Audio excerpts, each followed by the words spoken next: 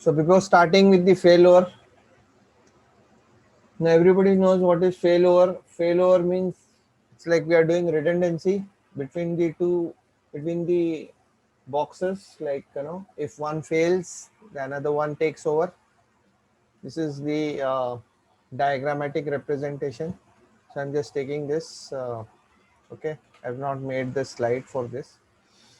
So 2ASA can be configured to operate as a high availability or failover pair. Pair means more than one firewall. Okay, taking care. And 2ASS you need for doing high availability or failover. The idea is to leverage two separate devices so that one of them is always available in case the other one fails. That is why the term is failover or redundancy, or you can say high availability. So you need to have two devices minimum to go for this task. My firewall also support failover. How you know? When you say show version, you will see there's a term called failover, and here you will see the term active. Now remember one thing, if you're going for base license, which is the start license, when you buy the box, you don't get failover option, you don't get security context, you don't get many time even VPN. So it is mandatory to take the licenses for these features. If you are really looking for these features, then you have to take the licenses for that. And here when we are taking the license, you have to take the license for both the boxes, because if you're taken the license for only one box, it's not going to work. You need to take license for both the boxes of same type. Now again, there is a requirement of same, because you're doing failover. So if you're doing failover, the other box also has to be same to same. See, remember in the earlier versions, it was necessary everything has to be same. Like, you need to have the box. Now also you need to have the box same. Okay. The ASA support two failover modes, that is active and active standby. And what is the requirement? System requirement. The two units in the failover configuration must be the same model. Now this is very important. When you're buying ASA boxes, you can't manage. Like in router, you can do failover with two different models also. It's not necessary that you should have the same model for doing redundancy. In fact, I remember in the earlier versions, you need to have the same. Now also you need to have the same modules. RAM also same. iOS version also same. That means you can say memory also same. So if you are using two units with different flash memory sizes in your failover, make sure the unit with the smaller flash has enough space to accommodate. See, this is now they are tolerating. Otherwise, in the earlier days, they were not tolerating even the flash memory, even the NVRAM. Now they are telling, okay, if you are using unit with different flash memory in your failover, make sure the unit with the smaller flash has enough space to accommodate the software image files and the configuration file. If it does not, configuration synchronization from the unit with line to the unit will fail. That means earlier it is to look for the same box model. Now also, earlier they used to look for the same set of interfaces also, because earlier my boxes were modular. Now also you have modular. So if you are having a modular box, and if you are having one slot with some interfaces, the other box also should carry the same slot with same set of interfaces, that is the card. All interfaces must be pre-configured, that is in firepower, before you enable failover. If you change the interfaces after you enable, make sure the interface of the standby unit, because see, in ASA what happens, you are going to configure only the primary unit, because there is a term called primary and secondary. So you need to configure only the primary unit. Secondary unit, you need to just write erase, that means the blank configuration, and you have to restart and keep it active. If you don't keep it on also, it's okay. Later on when you finish the configuration, You can on that box and then finally you can configure.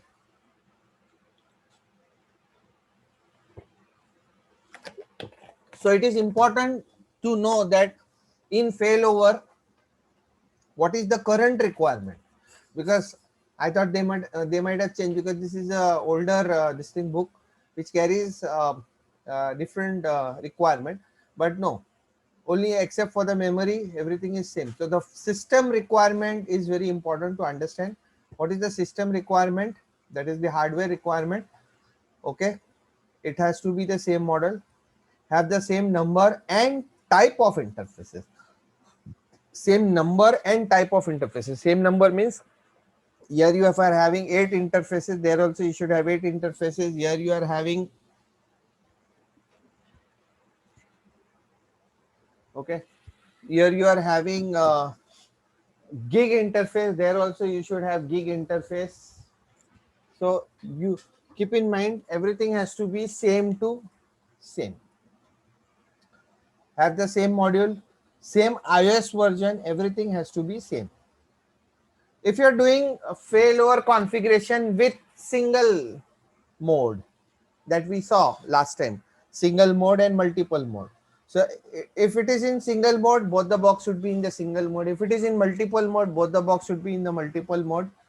For a single mode, be in the same firewall mode. That is, if you are keeping it in single mode, then it has to be either in routed or transparent. So if you're making it routed mode, both the box should be in the routed mode. If you're making it transparent, we left that topic. I just remind me about transparent topic. I will take the in the next lecture. I will show you in the third lecture, because I think failure will take time. Okay.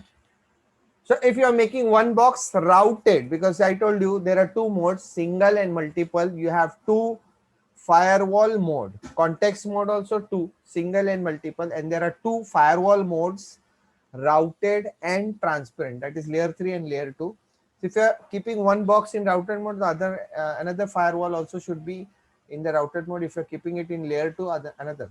So in multiple context mode, the firewall mode is set as the context level, and you can use mixed modes. See, he's allowing in multiple. Earlier, this was not possible. In multiple context mode, the firewall mode is set as the context level. That means you are going to make multiple contexts in multiple mode. So if you are making HR in some other uh, uh, mode, then you can keep IT in some other mode, it will work. Okay, because HR is going to sync with the another box HR, and IT is going to sync. So HR and IT can have different this thing also possible. If you have the same major and minor software version, however, you can temporarily use different versions of the software. For example, you can upgrade one unit from 8.3 to 8 points and have failover remain active. We recommend upgrade both the unit same version. So it is mandatory. Earlier, now also I last time tested with different iOS version, it was not supporting. Though they are telling in the sheet, I found some errors were coming. If you really have sub versions also change, then there is a problem if you're doing failover. Have the same any connect images. This is like, okay. So I hope you understood about the system requirement. The two units in the failover corner do not need have identical license. The license combined to make a. So nowadays, see, earlier we used to buy same license for failover in both the boxes. Nowadays, they are allowing us to go for cluster license, and in that they are giving flexibility. So that depends. See, licensing is always changes. Remember, don't follow the sheet. Whenever you're buying the boxes, you should inquire about the licenses they are offering and what kind of bundle they are offering, and accordingly you should purchase. Okay, so theoretically, if you see, the books might say something and the licensing part might be having different. So if you are working in field, so you will find out from the Cisco gold partner or whichever vendor you're buying, that what kind of licenses they are going to offer for failover, and accordingly you can buy it or purchase it. The two unit in failover do not need to have identical licenses. The license combined to make a failover cluster license. So here we are going to have a cluster license. So if there is a cluster license, it's okay. Okay. Now failover is having two modes. One is see, earlier we used to have serial based failover, that is gone. A special serial connector was there, like normally you see behind your PC, okay, with some 15 pin or 30 pins, okay. So that kind of connector was there long back in PICs. In ESA they removed that. They said no, we won't make these boxes dependent on one particular interfaces. What was the drawback with those interfaces? If it goes bad, your failover will not work. You have no other choice. Secondly, those interfaces speed was very less, like say in MBs. Okay. Next thing was the cable. There was a special cable being used between the two boxes to connect failover, and that was RS232 extended version, and this cable was hardly 1.5 meter. Like the total size of that cable would be 1.5 meter. So that means you have to keep both the boxes in the same rack and very next to each other. Then only you can do failover. But now they removed that. First of all, they removed the dependency of that connector. They removed that connector. They said no need of connector. If you have any gig port, you can do failover. Any gig port. If you have G0 by 0, you can make G0 by 0 also to be used as a failover. If you have G0 by 1, 2, 3, 4, 5, 6, 7, 8, you can connect two connectors also, two connections also. You can connect one cable also. You can do ether channel bundle, whatever you want to do, you can do it. So dependency of that special connector is gone. Dependency of keeping both the boxes in the same rack near to each other is gone. You can keep one box in one building, you can keep another box in another building also, because you can extend the connection, because now we don't have serial based failover, we have LAN based failover. We call it LBF. LBF means what? LAN based failover. That means you can go up to 100 meters, because your LAN Cat5 cables can go up to 100 meters. And if you use extensions or if you use switches, then you can go up to 500 meters also, and more than that. So it depends. Okay. What kind of planning you want to do. If you want to keep in the same rack, it's okay. If you want to keep in two different server rooms, it's okay. Flexibility is there. So these were the drawbacks that Cisco notified us when they removed the connector. They said people are finding it difficult to have a special connector. First of all, if that connector goes bad, then failover will not be able to be done. Okay, you have to change the box. So because of one connector, you have to change the box. So very bad. Secondly, cable limitation, speed limitation. So all kind of limitation was there. So they removed and they came out with LBF, LAN based failover, and it is running fine. You can choose any gig port and you can do failover. That is the physical connectivity between the two boxes. Because see, why you need a physical connectivity? Because both the boxes will go on checking the health. Like for example, one box becomes primary, the second box becomes secondary. So secondary is going to exchange hello packets between primary to find out the health of the primary. Okay. Okay. So there is a communication taking place between the two boxes for determining the position. Like normally if you have done routing switching, those who are CCIE in routing switching or well versed with, they know about FHRP, first hop redundancy protocol, that is HSRP, VRRP and JLBP. You need to connect both the LAN interfaces to a switch, and they should belong to a same VLAN, same subnet. Okay. If you are making multiple groups, then it's okay. You can go for multiple VLANs and multiple groups also. So one box become active because again it is Cisco's proprietary. So the term active is there.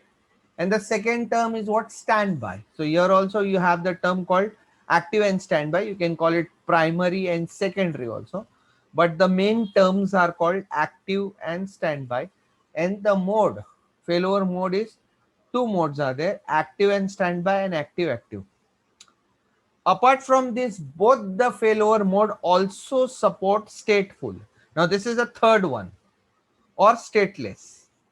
So initially I will show you stateless mode, and then afterwards I will show you stateful mode also. Stateless mode means both the firewalls will sync the information initially, but they won't be syncing the active connections. Like for example, someone is doing telnet, or someone is now accessing some server and downloading something. Now this connection is active only on primary, because only one firewall is active now, so he is taking care of this connection. The second one is definitely a standby mode, and he is waiting for his turn to come. Once active firewall fails, then only he'll become active. Till that time, he is acting like a standby.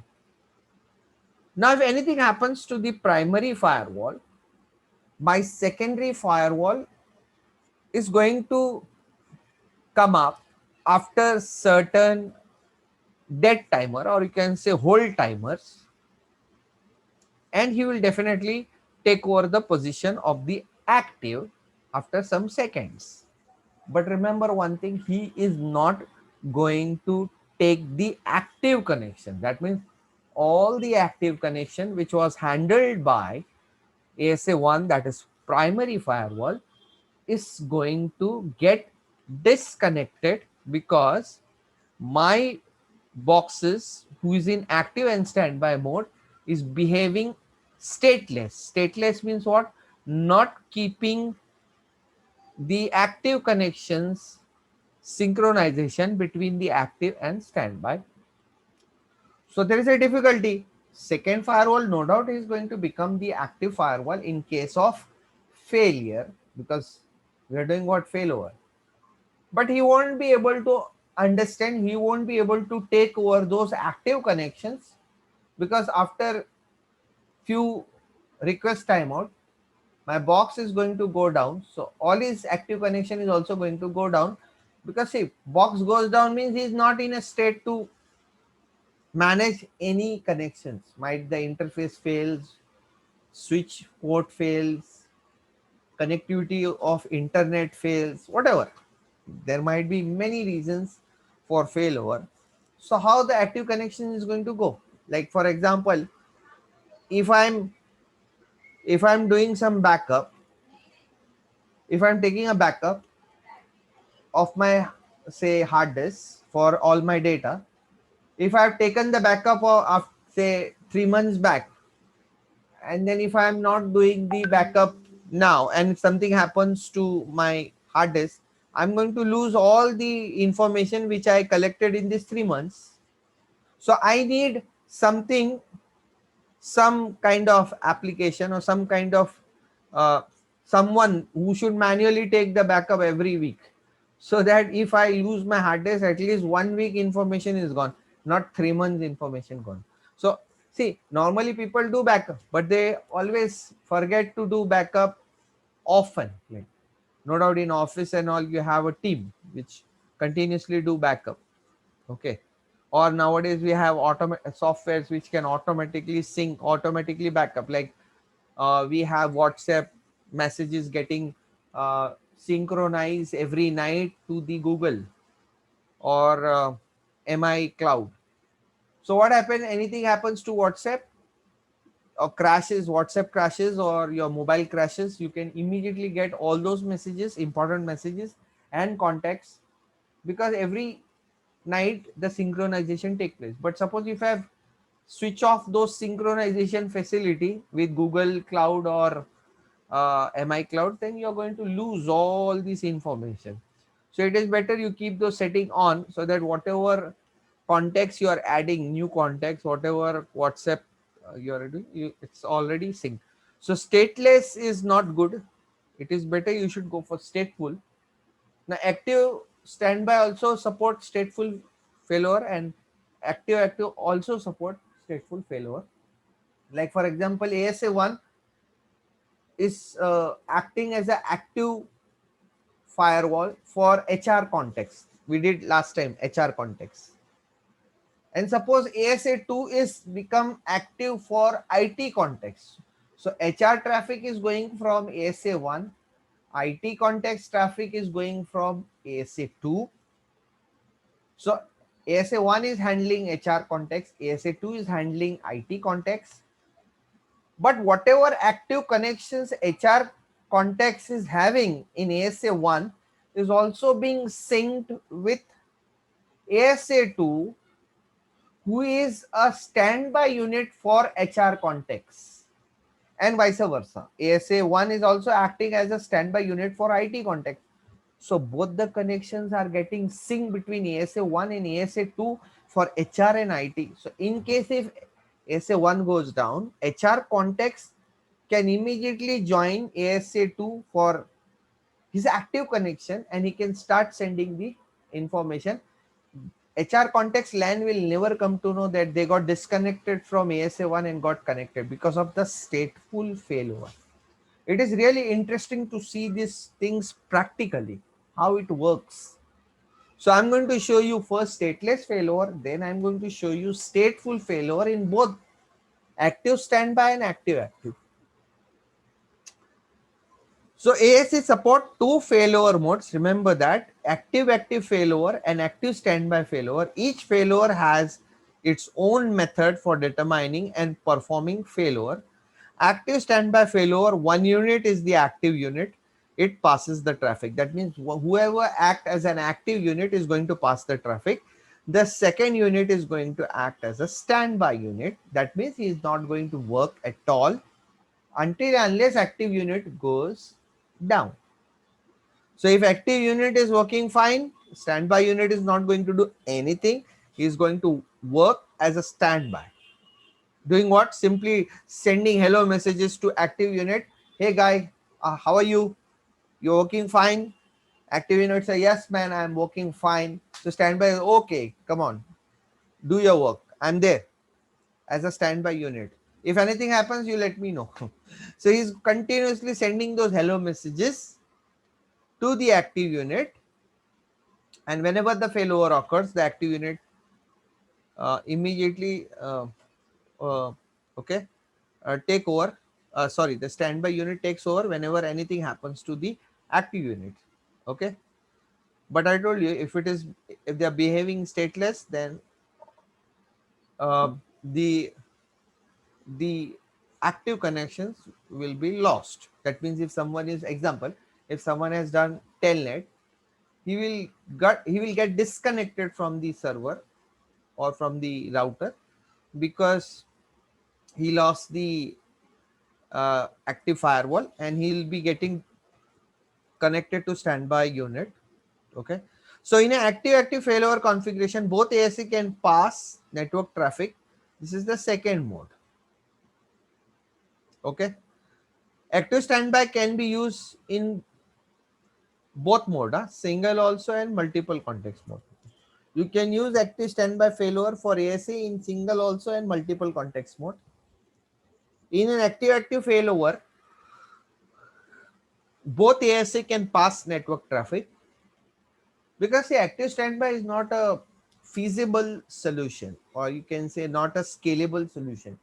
You have purchased two boxes and you want only one box to manage the connections of the whole network.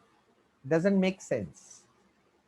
You want your traffic to get load balance between two boxes, because you have purchased two boxes for doing failover, that is two physical boxes, and you want both the boxes should work simultaneously. Like for example, earlier in my office there is only one office boy or one peon. Now he opens the door, he opens the shutter, he opens the office, clean the office, and then in the evening he closes the office, also clean the office, closes the office. Whatever work I want to do, he is going to do it. But many times he is not coming to office, like many times he's late, many times he's on leave. That time the whole of office is facing problems. They can't do anything because the office boy is not there. There is no tea, there's no water, there's no water in the bathrooms. All the whole office is mess up. Office is not opening on time because he's not there. Somebody else is coming in office, like say he might be coming, office boy is coming at 7 a.m. suppose, or 9 a.m., and the office colleagues or office people are coming at 10. So the office will open only after 10 because somebody else is also carrying a key. But doesn't look nice, no? Office employee is opening the door, or the key is with manager, because the next trusted person after office boy is the manager. So manager is opening the door because nobody else is there to open the door or open the shutter. So it doesn't look nice that the job of somebody is done by somebody else. In the evening also somebody has to stay back to close the office. Somebody is sitting for longer time, then he has to leave the office because nobody is there to close the office. So there's a lot of mess up with one office boy in the office. So company thought of doing what? Redundancy. Like, okay, so we have appointed one more office boy, but the thing is, if if the first office boy is coming, then the second office boy is not going to work, he's not going to come. In fact, he's just going to call him and say, okay, are you coming to office? He say yes. Okay, then I'm sitting home only. He's not going to come. Why? Because he's a standby, he's not an active. He might be paid less, but he might be paid less. Oh, no issue, that is not an issue. The problem is, suppose if 6 months or 1 year he's not taken a leave, or he's coming properly to office, the first guy, or suppose every month he's taking one leave. So this guy is working only for 1 day in a month, and we are paying such a lot of money to this office boy, second office boy I'm talking about, the redundant office boy, just for doing job 1 day in a month or 2 day in a month. Or in many times your vanling never fails. Your box is also stable. So pune, the first pune is working fine, though you did redundancy. Now many times you see, you do redundancy and then suddenly the first one is working fine. You don't have the chance to use the second one, so it is like waste of money. And suppose you don't have standby, and then you will see always the primary fails. When you buy the standby, nothing happens. So company thought of doing active means both the pune or both the office boy is going to work 50-50%, and the load is also getting balanced. Secondly, if one office boy is not coming, the second one is handling the traffic or handling the job 100%. Or if the second one is not coming, the first one is handling the job. So this kind of arrangement is being done. Okay, and that process is called active, and company feels that this kind of arrangement is good arrangement. Okay, because in this both the office boy is happy working simultaneously, and load is also getting balanced. So in an active failover configuration, both the ASA can pass network traffic, both the ASA can pass the network traffic. Active failover is only available to ASA in multiple. Now this is a little bit twist, because see, in your routing and switching module, in HSRP, VRRP, you don't have to do anything. You don't have to make, or you don't have to make any changes. You have to do active with multiple groups. That also not possible in GLBP. If you're doing GLBP, you don't have to do that. You don't have to do load balancing also. One router is acting like a AVG, active virtual gateway, and active virtual forwarder, GLBP, gateway load balancing protocol. So GLBP and HSRP definitely doing the job nicely. You don't have to do anything. Only thing is you have to do multiple group in HSRP, and in GLBP you don't have to do multiple groups also. In one single group only you can manage the 4 boxes. That is, it's like a group of 4 boxes.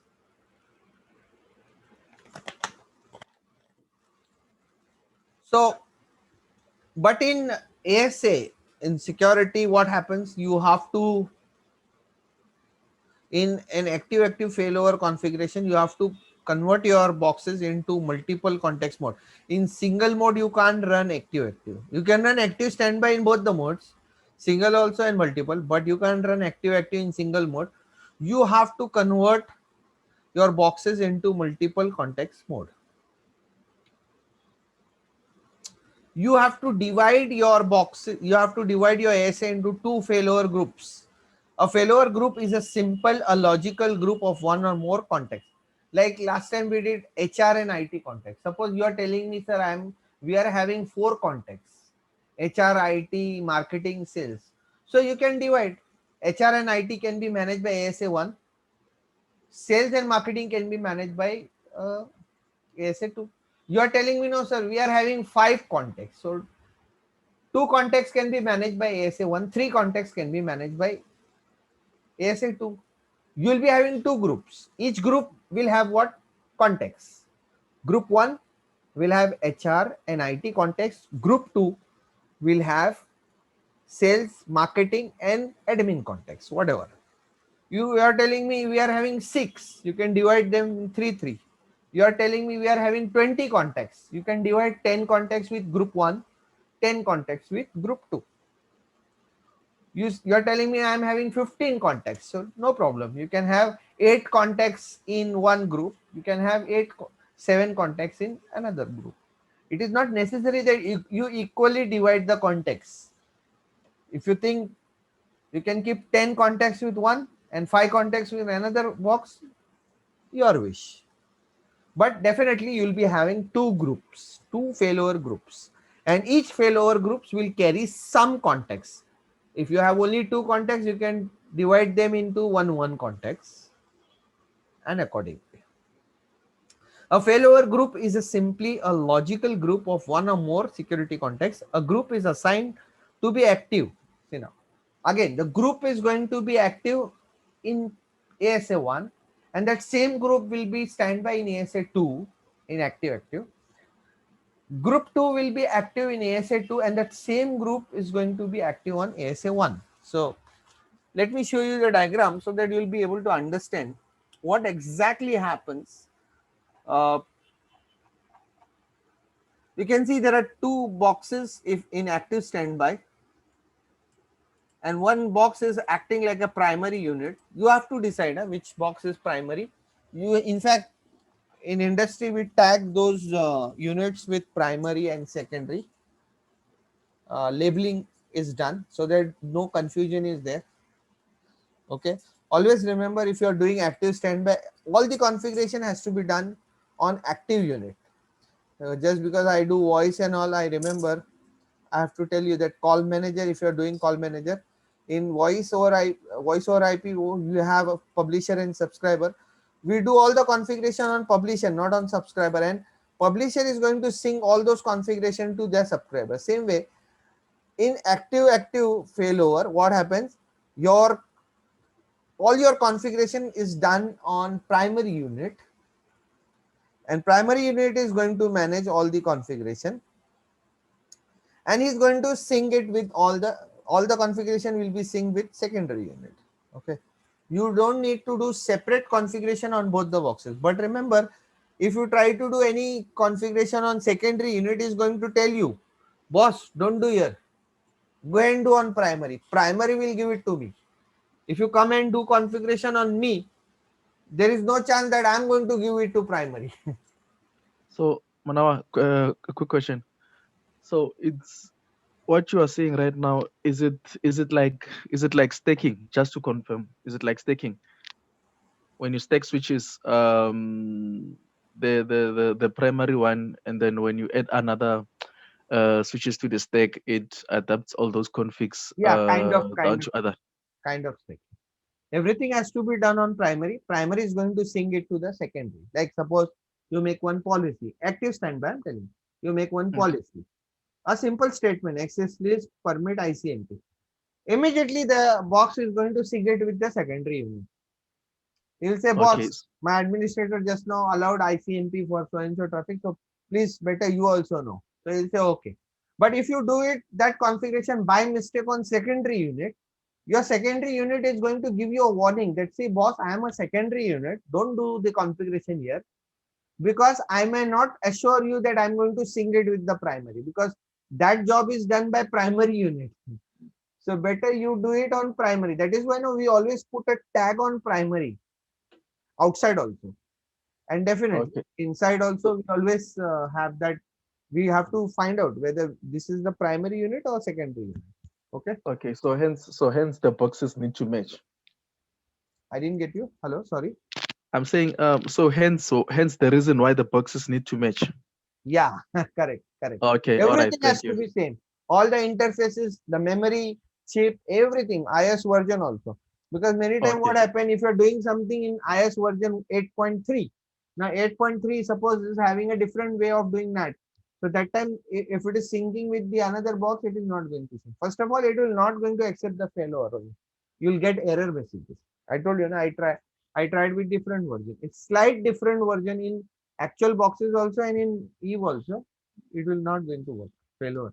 They are not going to sync. They are not going to communicate with each other. Okay. So it becomes mandatory that license has to be there on both the boxes. When ASA came in picture, we need to buy license on both the boxes. So here you see, there both the boxes are carrying the license. That is why I took this box, which is having the latest is 9.4, but then 9.4 virtual ASA is not having license. I told you, the commands are same, so it doesn't make sense. Okay, so it is better we should have a proper license that only will help you to support payload. Okay, so in case in active standby C, if it fails, now see, try to understand technically. Then I always try to correlate it with HSRP, VRRP, and GLPP. But those who have not attended routing and switching or joining for the first time security, normally it doesn't happen. Like all of you who are coming for security are aware of routing switching, but try to correlate things with routing switching. I told you in HSRP we have a concept of group, we have a concept of virtual MAC address, we have a concept of virtual IP address also. So same, I told you, my boxes also carry virtual MAC addresses. In security context, we needed to activate those contexts, but here the good news is in failover, we don't have to activate virtual MAC address. You don't have to activate those that command. If you're doing active, then if you have to activate in multiple context mode, the command MAC address auto. That is a normal process for doing multiple contexts, because first you're going to do context and then you're going to do active failover. Just now I told you, active standby don't need, you can do it in both the modes, single and multiple. But if you're doing active, you have to choose multiple mode. And when you're doing multiple mode, definitely you're going to make context. And we are going to make context, you're going to activate that command MAC address auto. I told you, how this MAC address auto works, how the virtual MAC addresses are getting activated. Same way, because see, I have already done an ARP request to my active unit, and I got a MAC address from the active unit. Okay, technically, okay. Failover, how failover will work in HSRP? What happened? There is a virtual MAC address. So virtual MAC address is attached with this primary unit, and always remember the virtual MAC address is same. It's a special MAC address. Okay, special MAC address given to in the last, you see there is a last 2x, that is the group number. In HSRP I'm talking about. So here also what happened, there is a virtual MAC address being given to active unit. Now anything happens to this box, because see, my machine, when he tried to go into internet, sorry, my machine is here inside network. So my LAN machine, he's trying to reach internet. So he is going to send an ARP request of the gateway. And who is the gateway? 192.168.10.1. So when he is sending a ARP request to get the MAC address of the gateway, who is 10.1, his MAC table is telling the MAC address is DDC. You can see.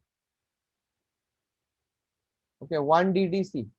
Now, if something happens to the box, the MAC address of the second unit is different. It is 1EB8. Can you see? So how can this fellow change the MAC address? Because how he will come to know that some problem at the gateway? And if you go and tell all the machines, okay, come on, change your ARP table, come on, flush your ARP table. Now you will have a new MAC address. It doesn't make sense. No? What is the meaning of failover? Within no time, the PCs should start traveling from this box. So what is going to happen? Definitely, if it is physical MAC address, it is not going to switch over. Physical things never switch over. No? If it is virtual, it will definitely. Like for example, many call centers you see, they'll tell I am Vicky. So if that fellow is not giving his proper name, he's giving some his official work name. So what happens if that fellow is not coming to office in the call center? Another fellow will say, I am only Vicky. Who is going to come to know that who is Vicky? We never see the call center people, no? So first day somebody said I am Vicky. Second day somebody is saying I am also Vicky. Third day somebody. So Vicky will always be there because actually the person is not specifying his original name. He is always telling his work name, dummy name, which is Vicky every time. So same way, the virtual MAC address is getting switched over. Can you see? From here, it is coming here to this box. This MAC address is. So what happens if this box is trying to reach first here? This MAC address is registered with this switch on this port. Now, this MAC address is now registered with this switch on this port. So first the traffic is coming like that and going here. Now the traffic is coming and going like that. Why? Because the switch has flushed down this MAC address from here and he has given this MAC address here. Because as soon as the active firewall goes down, the MAC address immediately switches to ASA2 and ASA2 is connected to some switch 2 or might be switch 1, but in industry we have multiple switches. But it is recommended, all of you, that it is better you take a common switch. But I told you, it's not a limitation. It's not compulsory. You can keep ASA box in one building. You can keep ASA box 2 in another building. You can still make them work. But if they are nearby, recommendation is better you keep them for failover link, keep them on a single switch. That is the communication link between the two boxes called failover link. And this is the inside link. Okay. So box is connected, ASA is connected to port number 1 and ASA2 is connected to port number 2. So this MAC address of DDC is getting registered on port number 1. As soon as you go down, the MAC address is getting registered to port number 2. So the PC traffic, which was already going from port number 1, is now being shifted to port number 2 by the switch, because switch will learn the MAC address. Switch is not participating in failover. Switch don't know what is failover. Actually, it's just writing down the MAC address which somebody is giving. So ASA1 was giving him DDC on port number 1. As soon as he go down, ASA2 is giving him the same MAC address. So he take a note of the MAC address. See, switch normally flushes the MAC address after only 5 minutes. That is 300 seconds. You must be knowing. That is called MAC address aging time. So initially when a switch learns a MAC address, he will flush it after 5 minutes only, 300 seconds. But that is only for inactive entries, that is stale entries. If he gets one MAC address DDC, 1 DDC on port number 1, he will write it down. But as soon as he gets the same MAC address on port number 2, he will immediately say, oh my God, I am getting same MAC address on port number 2 also, 1 DDC. How it is possible? Then he is going to make a decision. And what is the switch decision will be? I was receiving this MAC address 1 DDC on port number 1 at say 10 o'clock in the morning. And now at 2 p.m. I received the same MAC address on port number 2. Which one is the latest? 2 p.m. So he will immediately flush down the MAC address from port number 1 and he will write down on port number 2. because he also knows that he has to write down the latest information, not the old information. He won't wait for 300 seconds. He will immediately flush from port number 1 and write. So he is not at all participating in failover. He is just doing his own job. What is that? What is his job? Address learning, forwarding, filtering, and loop avoiding. Switch job is that only. This is the function of a switch. Address learning, forwarding, filtering, and loop avoidance. Loop avoidance is spanning tree protocol. Forwarding means if he knows the MAC address, he's going to forward. If he don't know the MAC address, he's going to broadcast. How is going to broadcast? The port from where he has received the request, he is going to leave that port and he is going to broadcast it on all the other ports. If he knows the MAC address, he is going to send it on that particular MAC address. And he's going to filter on all the other ports. Switch is going to follow his own functions. Okay. It is the job of the boxes who is running failover to make this switch understand or to give the instruction to the switch so that failover takes place successfully. So I hope you understood that here we don't have special virtual MAC address that we have in the HSRP, VRRP and GLBP. Remember, here we don't have a special MAC address that you should remember. In HSRP, you have to remember the MAC address 0005E something AC and last 2 bit are the group number XX. In VRRP also you have a special MAC address you should remember. Here you don't have to remember the MAC address. There is no special MAC address. Whatever MAC address you are going to get from the boxes, they are not special. They are actually virtual MAC address which can be fluctuate, which can be switched over from one box to another box. Suppose if one of the box comes back, like for example, this unit is primary. Now he goes down, so he become what? Standby. Sorry, he is now in init state. That means he is not working. So he becomes active. So when he comes back, he is going to become standby. Now this is called what? No preemption. Preemption means what? If one box goes down, another becomes active. The first box, when he comes back, he is going to become what? Standby. He is not going to become active. Why? There is no preemption. Then say, then I want this box. Okay, then you can make it forcefully. You can forcefully tell him that you are an active firewall now. So he is going to become standby. But otherwise, preemption is not there. What is preemption? Switch over. And it's okay, na? Both the boxes are of same caliber. Both the boxes carries the same bandwidth. That is not possible in normal routers. In normal router, what happens? Both the routers might not be of the same caliber. One router might be higher end router with very good port speed or port bandwidth. So definitely there will be some mismatch or there will be speed mismatch because first router was healthy. First router was very good. Normally in router we do. The first router will be very good one. The second standby router will not be that good one. Who cares? I am just making a backup. So who cares? I don't want to buy higher one. Like I also did. If I want to make a backup of my shoes, the first shoes I bought it is of 3,000 rupees. The second shoes I am buying is not of 3,000. It is like 1,500. Almost half the price is gone. So why I did? Because it is just a backup, man. I will always wear primary only. But in case anything happens, then I am going to wear secondary. So I am not paying more attention on the secondary. But in ASA, what happened? They made it like that compulsory. That no, you have to bring the box of the same caliber, same bandwidth, same interface, everything same. So what happens, man? If anything goes wrong with one box, let the second box become the primary and let him enjoy as an active. You said no, but I want primary the ASA one. So you can make it forcefully, but automatically they are not going to change because other it is going to waste time. If the first one comes back, then again there will be a failover, no?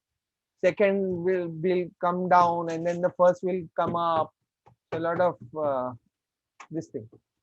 So let it be. I hope you understood what I mean to say. Okay, just give me a 5 minute break. I'm coming.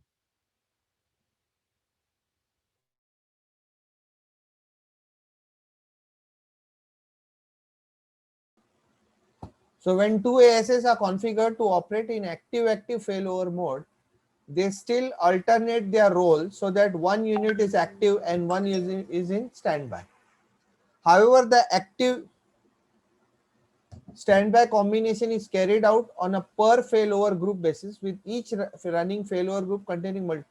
I told you, no, every group is going to handle a different set of context that you will come to know when we do active-active failover. That's not at present. When I show you, it's like confusing for you. Okay. Now, when I was telling you that when we are doing failover, you need to see that the connection between the two boxes has to be made. So I, like industry, normally we prefer doing failover with two links. One link is used for sending the hello messages. That is the communication going on between, like many time it is called heartbeat cable. Okay, heartbeat cable means what? There is a communication going on between the two location. Second is second cable is stateful cable. Now what is stateful cable? You try to understand. Stateful cable is something where your active connection is getting synced between the two boxes. Active connection syncing is done from this cable because this is called stateful failover link. So you can keep the same cable for both, or but you can have two different cables. Now this cable is going to take care of all the hello messages getting exchanged between the active and primary. In case of failure, this box will immediately become active. So this link is like a heartbeat cable, heartbeat connection. That is the connection between the two boxes to understand uh, whether the active failover or primary unit was working or not. The second cable which we are connecting is to get this messages synced. That is the active connection. So it is better you have two different cables so that the data part or the active connections is you know, come separately and it not get disturbed with the hello message. Or you can say vice versa, like hello messages should not get disturbed with the data. Let hello messages go separately. That is the failover messages go separately between the two boxes, and let the uh, data messages comes differently. Okay. The ASA configuration are always maintained on the active unit. Just now I was telling you before that the ASA configuration is always maintained on the active unit. As you make changes to the running config, the commands are automatically synchronized from the unit to the standby unit. You can force the running config synchronization by either the wire. See, many times what happens if it is not working, or see, normally you don't have to do anything to synchronize the traffic or to synchronize the configuration from the active to standby. But you can also force with the help of command. You can force the running config synchronization by giving a command called, but this command you have to give it on active unit. That means I purposely say write standby. I want this configuration to be given by active unit to the standby unit. Okay. So it becomes important that you don't have to do anything. If you want to really make this configuration sync, do everything on active unit, it will automatically sync. But if you can also force the running config between the two unit by telling write standby. That means I'm telling active unit, okay, send this traffic to standby. The startup configuration is not automatically synced. Say running is synced. Startup is not auto. The copy running config command saves the running onto the flash memory on there, and then to the flash on the standby unit. So it is better you do first On the active unit, you write copy running config to startup to save the this thing, and then finally you can send the traffic to this thing. Okay, I hope this is clear.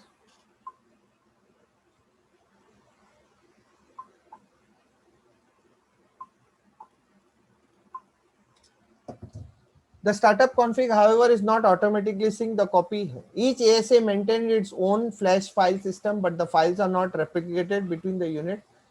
Each ASA maintains its own flash file system, but the files are not unit as a part of a failure. This means that each ASA maintains its own operating system and ASDM images. To upgrade a software, you must, like, individual software are maintained on individual. Okay, if you really want to change the iOS version, then you do it on first box and then you have to do it on the second box. You have to do separately. That is not going to sync between the two boxes. That is not part of the failover operations. Okay, so if you are upgrading your operating system, you have to do it individually. By default, an ASA failover pair operates in a stateless, I told you, where active connections are not synced between the two boxes. Okay, if you want to make it stateful, then you need to give some commands, then only it will work.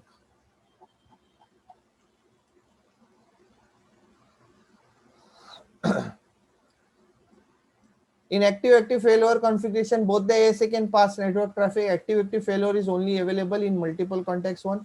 In active failover, you divide the security context, like I told you.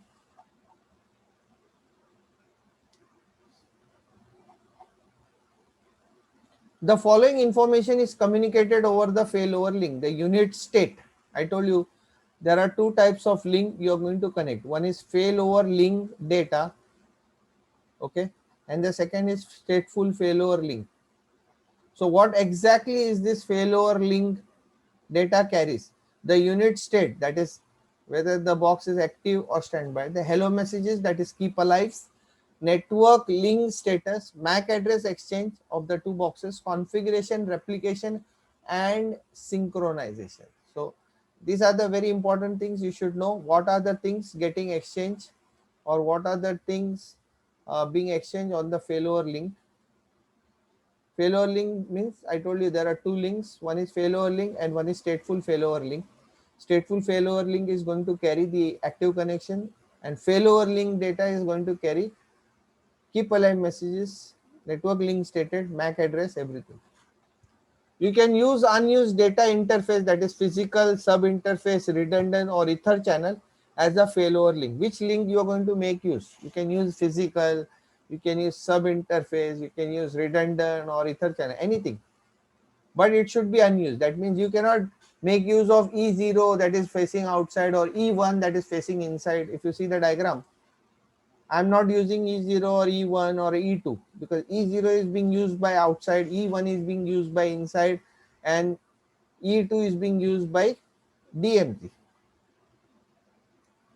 E6 and E7 I am using. E6 I am using it as a failover link with the name of that link is called FO. FO means failover link. You can keep any name. It's not mandatory that you should keep FO, but I kept it as FO. And always remember, when you're adding a link, when you're making a link between the two boxes, that link should carry some IP address, and it should be, it is not necessary or mandatory that it should carry public IP. You can keep any private IP address. So I took 10.2.2.1 because already my 10.1.1.1 is being used by DMZ. If I'm adding one more link, that is E7 as a stateful, then I need one more IP address for these two interfaces. One address on E7 and one address on E7 of ASA2. That means I need two set of different subnets.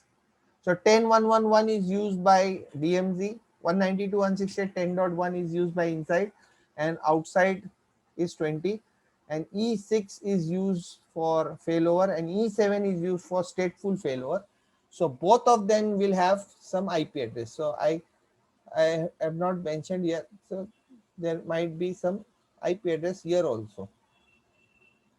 I can keep any 2.10.3.3.1, anything you can keep. Any private IP address you can keep.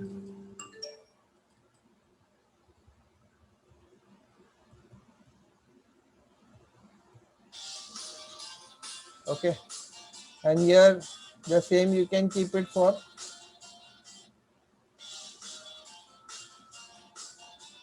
that is 3.3.1.2. 2.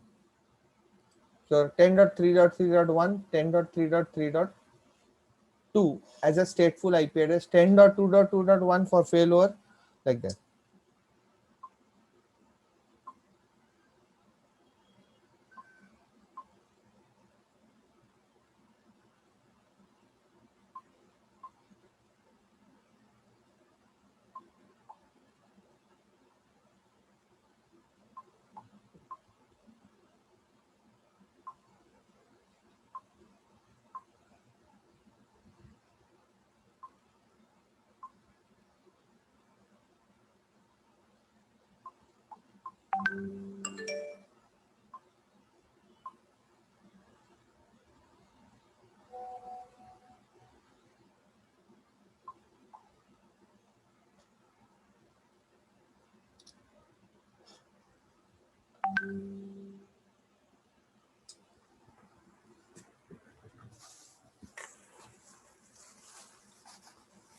Okay, so I hope you understood this.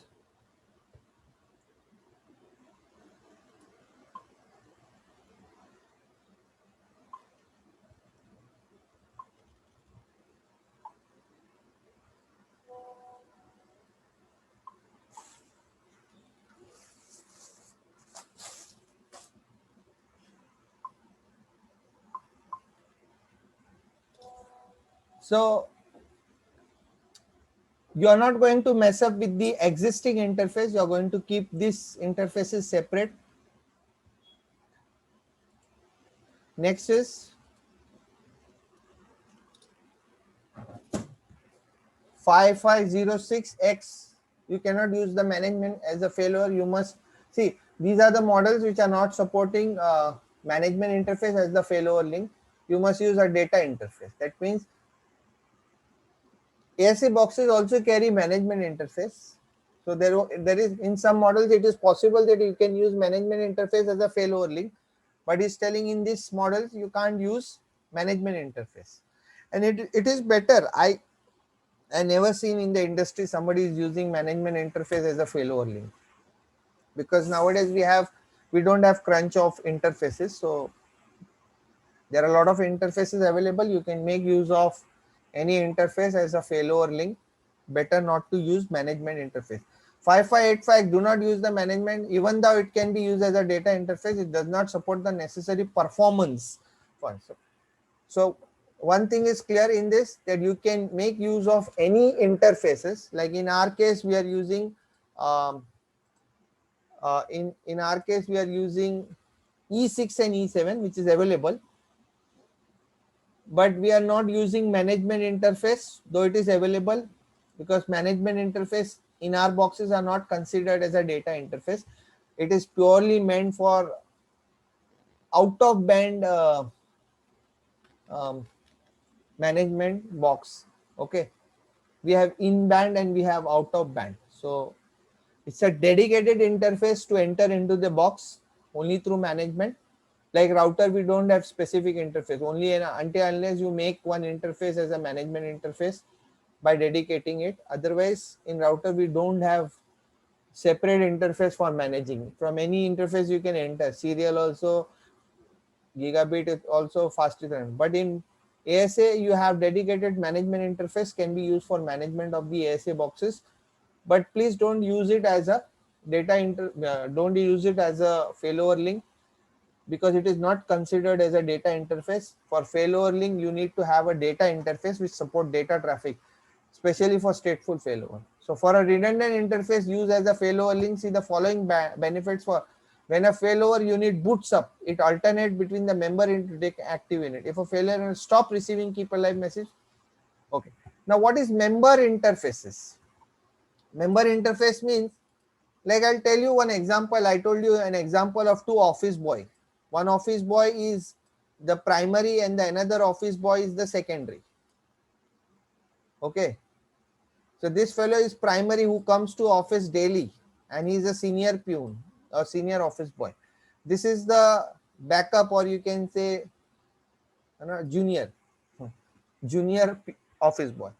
Now both are being given a mobile phone to call, and they both recognize their mobile numbers and mobile, their number is like X number and Y number. So both of them recognize each other. So whenever in the morning like 7 a.m. this fellow calls, this fellow means the standby unit calls the active unit and say, hello, how are you, man, coming to office or not? So he say yes. So after every say 30 minutes he calls and asks him, coming to office or not? Yes. Coming to office or not? Yes. Coming to office or not? Yes. Open the office or not? Yes. Are you working or not? Yes. So full day is just checking him whether he is active or not, because this is an active unit. But for some reason, suppose he never charged the mobile in the night and he lost the charging of the mobile in the morning. So what happened? He is coming to office. The first office boy, senior office boy who is active, who is primary, is coming to office, but he lost the charging of the mobile. So he is not able to receive the keep alive, or he is not able to receive the hello messages. So what he does, he borrows a phone from his wife and calls this guy, and he informs him that he is coming. Or now he is carrying his wife's phone. Now see, wife phone is different phone. This fellow recognized this phone, no? And wife phone is different phone. Or he lost the phone, or his phone is now bad. So what will happen? This fellow will become primary. No. This fellow is already primary and active and is going to come to office. No need to worry. This fellow is already active and working fine. But because of the miscommunication, because there is no communication between ASA and ASA1 and ASA2, what happens? There is a confusion. ASA2 is getting a confusion, the standby unit, that because of this link, suppose this link is gone down, failover link is gone down. But see, this guy is working fine. Everything is fine. And because this link gone down, this fellow is in like a confusion. What happened, man? I'm not able to get it. So there is a time duration. Like if you don't get a proper keep alive message from this link, no need to worry. You have another interfaces also. From there you will get it. Like another interfaces like DMZ interface is also there. Outside also there. So you might get this information. So I told you, the first office boy immediately grabbed the phone of his wife and calls the second fellow that, yes, don't worry, man, I am active, I am coming office, I am well also, no problem, I'm just coming, you don't take the charge of active, I'm coming, but only problem is I'm not able to respond from my original mobile. My mobile is gone down, charging is not there or gone bad. That means if this failover link goes down and if still this unit is working fine, there will be a confusion by ASA2 and ASA2 will become active. So you'll be having both the failo as active. So this should not happen, no? If it is active standby, unless this goes down, it should not become active. So in order to avoid confusion, what will happen? The hello message can go from this end. See, this is also a data interface, no? This is also a data interface. This is also a data interface. Now these interfaces are anyhow connected with switch, and switch is connected with ASA2. Anyhow connected with switch, and the switch is connected with ASA2. Anyhow connected with switch and the switch. So anyhow, all the other interface apart from E6 are also supporting keep alive messages as a member interface automatically. In active standby, it is automatic. It's not like it is not going to work or it is going to wait. No, automatically. Okay. So please try to understand, it is automatic.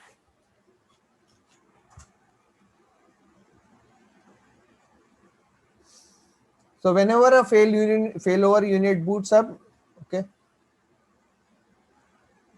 using a switch with no other device on the same net. So I hope you understood what is the meaning of member interface. Okay, clear? If a failover unit stop receiving keep alive from its peer on one of the member, it is switched to another member interface. That means if the primary link, which is dedicated as a link for he will go for member interface. And in member interface, if you see the diagram, there are many interfaces acting as a member, like E0 is also a member, E1 is also a member, E2 is also a member, E7 is also a member. There are many interfaces. So all the other interfaces apart from primary link is all member interface.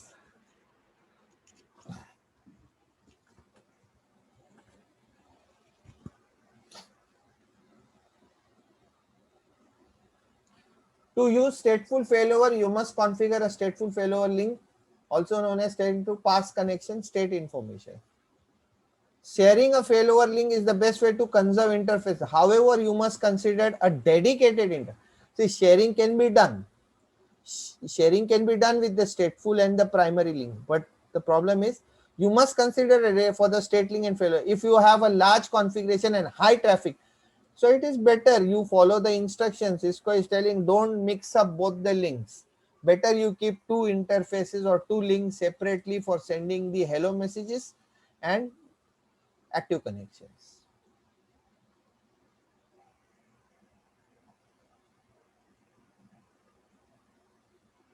See, outside is different, inside is different, failover is different.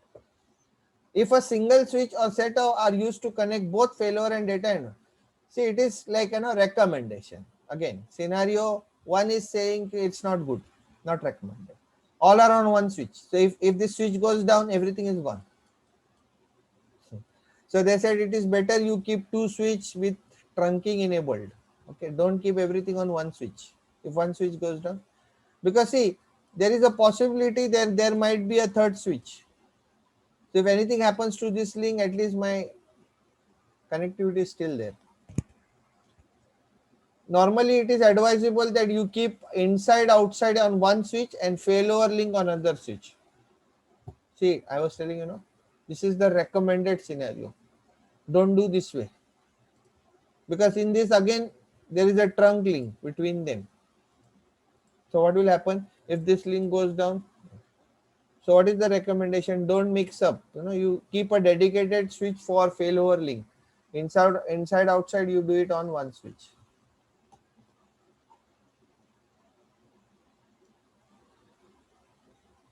Connecting with a cable directly also you can connect.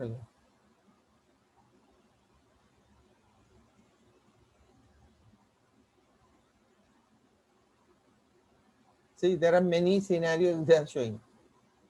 Failover link, standby redundant failover link, inside, outside.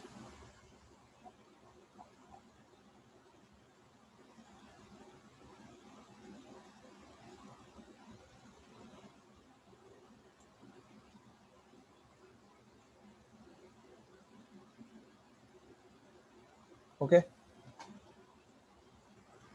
So today we'll just finish theory, so that next lecture I will start showing you the practical. When you configure your interface, you can specify an active IP address and a standby. So earlier what happened, you used to configure like that, show run. If you see, you can just configure E0. So you have decided that you want 20.1.1.1 255.255.255.0. Here only you have to plan it for standby unit, because this box here in the diagram is configured for 1.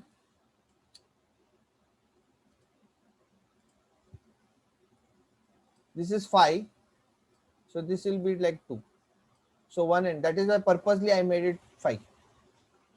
So 1 is allocated to the active unit outside and 2 is allocated for the standby. That you don't have to do it on standby. You can do it in the primary box only.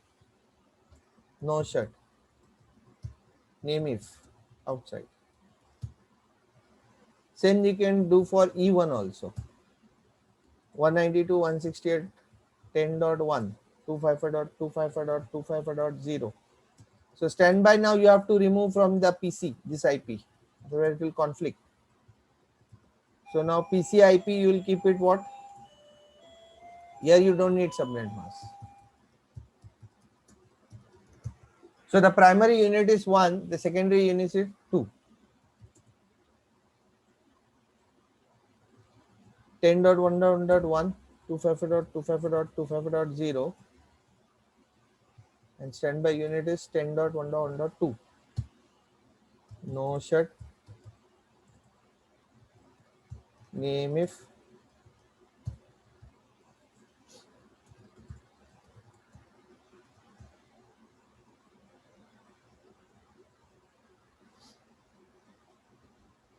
show interface IP brief.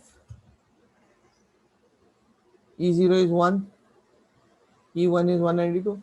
So you have to mention the standby unit devices. That means you have to plan for the IP addresses.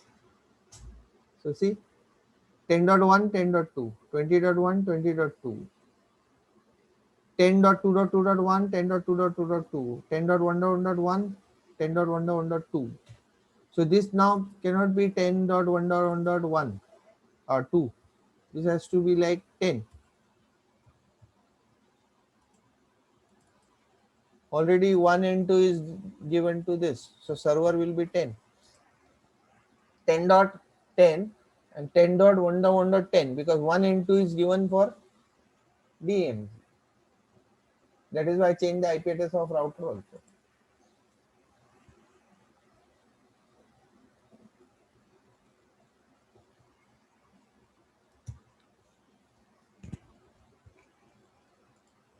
So always when you configure your interface, you can specify an active IP address as well as standby. So I showed you how to configure active and standby in the box on the primary unit. Generally, when a failover, the new active unit will take over the active IP address also, because you are not telling, you are telling that this is the IP address of the active unit and this is the IP address of the standby unit. You are just telling like that. So now my failover will see who is active unit. So suppose ASA1 is active, so he will consider 2111 as the active unit IP address. And I told him that boss failover, I told failover that active unit IP will be this for outside interface and standby. So who is standby unit? ASA2. So ASA2, now your IP address will be 2112. Failover is telling. It is not the box telling, it is the failover configuration telling. Who is active? ASA1 say I am active. I am primary. Okay, now your IP address is 2111. Who is standby? ASA2 is telling, sir, I am standby. Okay, so your IP is 2112. Remember, both the box agree. Yes, we agree. Active is 1 and standby is 2. ASA2 say I am standby. ASA1 says I am active. Agreed. Now what happens? ASA1 goes down. ASA2 becomes active. So failover asking, boss, who is active now? ASA2 says, sir, I am active. And you already know what is your IP. He said, yes, I know. Active IP is 2111. I know. So see, both the boxes knows the IP address of active and both the boxes knows the IP address of the standby. So when it switch over take place, it is not the IP getting changed between the boxy. It is already given to these boxes that somebody who is active will be, okay. Somebody who is sitting on the boss chair will always be called as boss only. So if one boss goes away, or one manager goes away, somebody else comes and sit on that chair, he is manager. Chair never changes. It is the person who changes. Chair is always there. Cabin is always written with a tag called manager. They never write the name of the manager.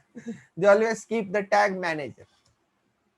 There might be some strip on the table that Mr. So and so manager, but outside the cabin it is written only manager, because many times White House, the term White House is fixed. They never say this is president's White House. This is White House.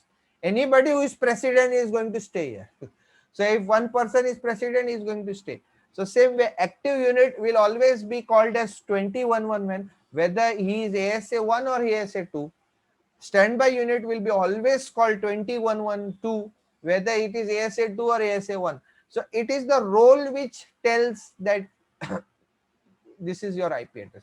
So when the configuration gets synced between the two firewall, it is the role getting synced between these two firewall. It is not the IP that switch overs from one box to another. It is not possible that somebody is changing the IP address on both the boxes. No. How can somebody go and change? It is done automatically. So please try to understand how it works, because it is little bit different from HSRP, VRRP and GLBP. There is virtual IP. So virtual IP is not a physical IP, it changes. Virtual IP is not physical. Physical IP remains the same. It is the virtual IP that fluctuates between router 1 and router 2. Here it is not virtual IP, it is the physical IP that is being considered according to the role. Little changes are there. Okay. Although recommend the standby address is not required. Without a standby IP, the active unit can perform network tests to check. Okay, you also cannot. So IP address and MAC address, I told you now, it is like the MAC address is also not fixed of that interface. It is virtual. Okay. No ARP entries changes on the PCs. ARP remains the same, because ARP entries never get flush immediately.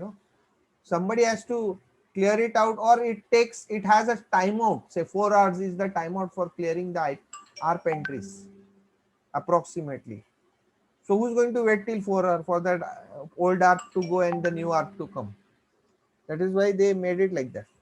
The active unit always use primary unit IP address and MAC address. When the active unit fails over the standby unit, assume the IP address and MAC addresses of the failed unit and begin passive. When the failed unit comes back online, it is now in the standby state and takes over. See, I told you, preemption is not there. What is preemption? If the failed unit comes back online, it is now in a standby state, and it takes over the standby IP address and MAC address. He will never consider himself now active. However, if the secondary unit boots without detecting the primary, then the secondary unit becomes the active unit and uses its own, because it does not know the primary. So if suppose you delay in booting both the boxes, or suppose first box restart himself, immediately the secondary unit will become primary. Okay, because in the election process, he is going to see who is primary and who is secondary. You have to mention statically who is primary and secondary. And if primary is missing, secondary unit will immediately make himself what? Primary. If the secondary unit boot without detecting the primary unit, then the secondary unit becomes the active unit and it uses its own MAC address, because it does not know the primary unit MAC address. When the primary unit becomes available, the secondary active unit changes the MAC address to those. Initially, they are going to use the virtual MAC address. Once the primary unit comes, they are going to use their own physical MAC address. Virtual MAC addresses guard against the disruption, because the active MAC addresses are known to be the second. ASA does not send gratuitous ARP for static NAT addresses. You all must be knowing what is gratuitous ARP. Gratuitous ARP means whenever a PC or whenever a router get connected to the switch, immediately advertise through ARP his own interface information, that is the MAC address, okay, and IP address, that is gratuitous ARP, IP address and the interface MAC address. That is why you see whenever you do same IP address on both the PC, immediately there is a conflict message coming. How you got the conflict message? Because that PC must have done gratuitous ARP to the switch that hello, I am 192.168.10.10 and this is my MAC address on port number 1.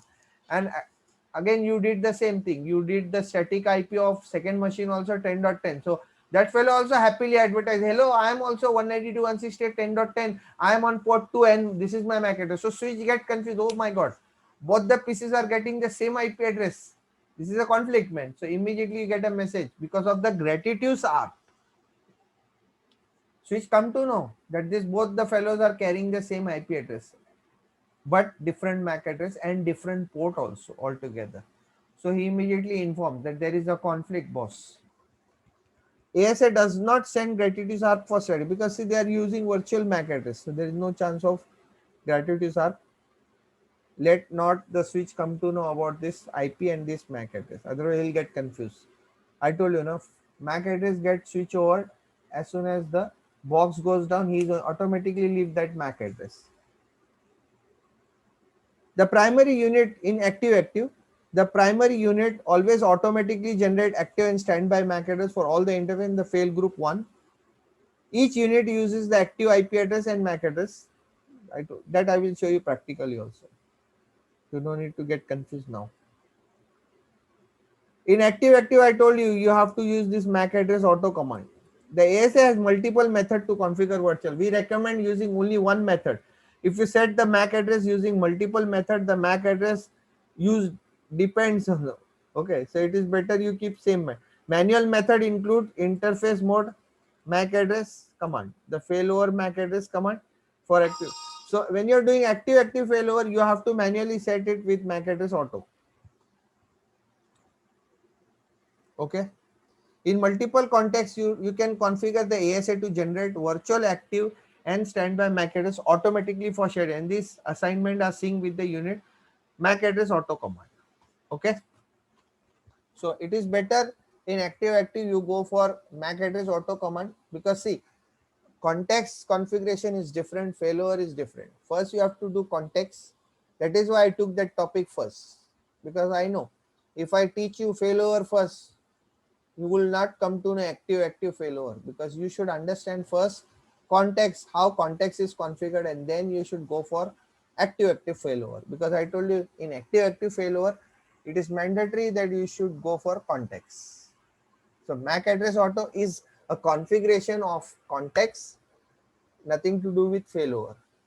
But in failover, you'll be needing virtual MAC address, so it will be like advantage. But I told you it can be done automatically also. That is why in active standby we are not doing. You can place the primary and secondary ASA with the same switch or in two different switches. That I showed you just now in the diagram.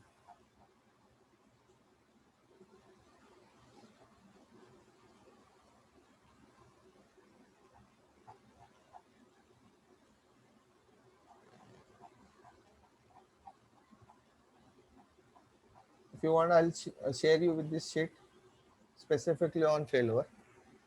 Okay, I will send you in the study material. And this firewall book is also good for all the topics which I did. Okay. For stateful failure, the following state of information is passed to the standby. Now, it is very important to understand that if I am going to do stateful, what are the things that is going to be synchronized between the two boxes? Okay, it is very important to understand that if I go for a stateful failover, what are the information that is being passed between the two boxes? So will NAT translation table get synced between the two boxes? Yes. TCP and UDP connection, you need to specify one command to allow TCP and UDP connection. If you don't do that command manually, that means for TCP and UDP connection, you have to do manually. This will get automatically sync between. We'll do it, all this configuration, and see whether NAT translation table is getting sync or not. We'll completely configure for all the topics one firewall, and we'll see how the connection are getting synced. TCP and UDP connection instead. Other type of protocol and ICP are not passed by the active unit because they get established on a new when a new packet arrives.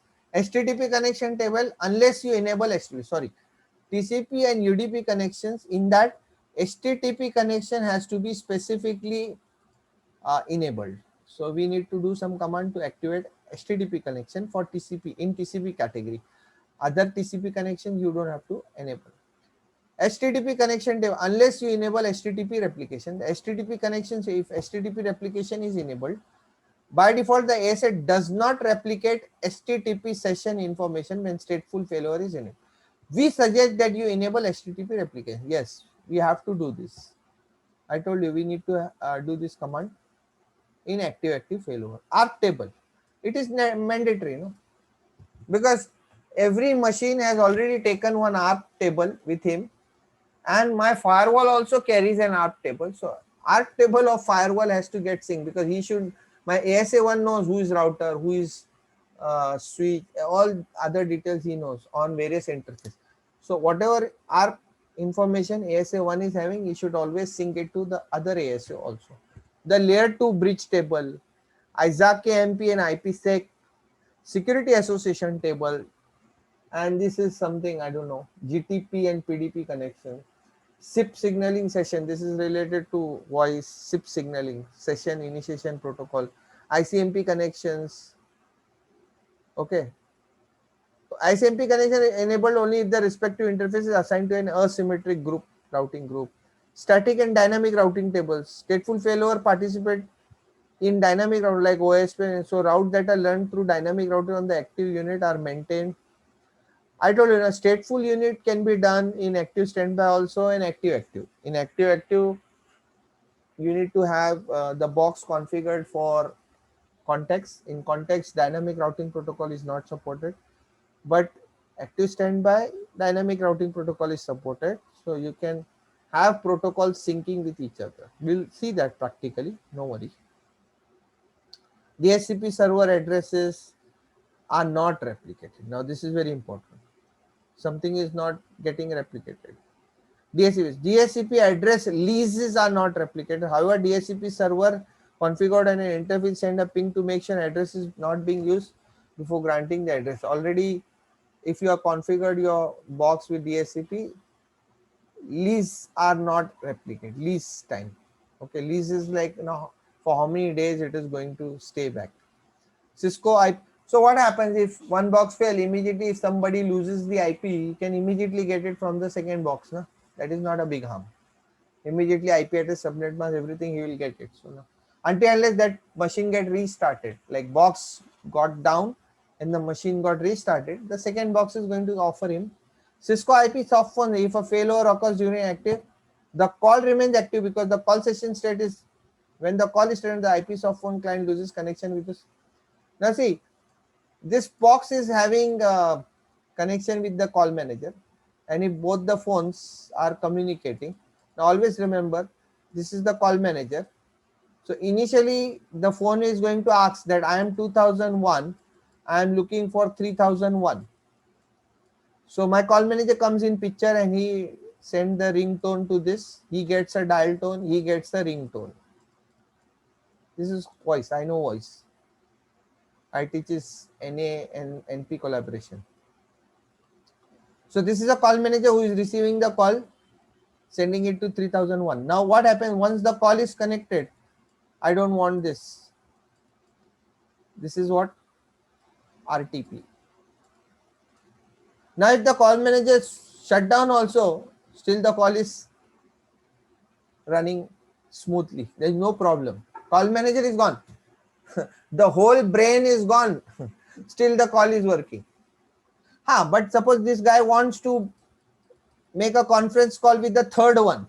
Both of them want to put him in conference. Now they need call manager. It is not possible. They want to put on a hold, music on hold, not possible. So features will not be enjoyed by this box, but at least they can communicate with each other because of the RTP session going on.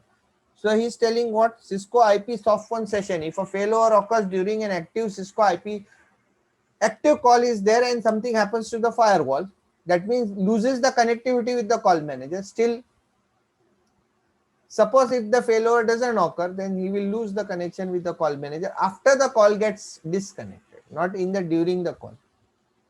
So no problem. Now if this box fails and this fellow is already in call with this guy, still active, this fails, next time he's connected with this and he's reaching the call manager. This is ASA. Suppose there is a server here, call manager on DMZ. This is DMZ. Earlier this was the DMZ here. This is gone. So call manager is not reachable by this firewall, but he is reachable with the next firewall. But the call is active. Unsupported features. The following state information is not passed to the standby. User authentication, UAuth table not passed. TCP state bypass. That means authentication table is not by.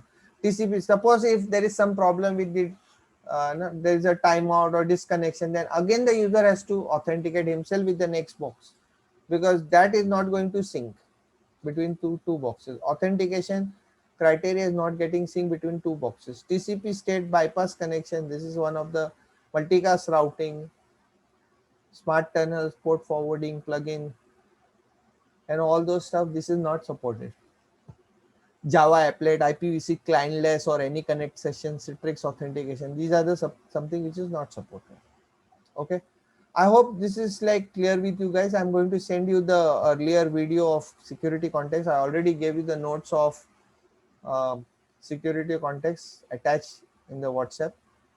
I will send you both the videos, today's video and security context. Already I have uploaded security context video with my first batch, previous batch. Again, I did security context in the last lecture, so I will upload that also. Okay, no worry. Thank you for reminding, Mirza. I will send you. Okay. I hope this was interesting. I hope you understood. I hope you understood the way I taught you this failover. It will be interesting again when we go for practical training of failover. Okay. Thank you. Good night. Have a nice weekend. Bye. Okay, bye. Good night. Thank Bye. you. Bye.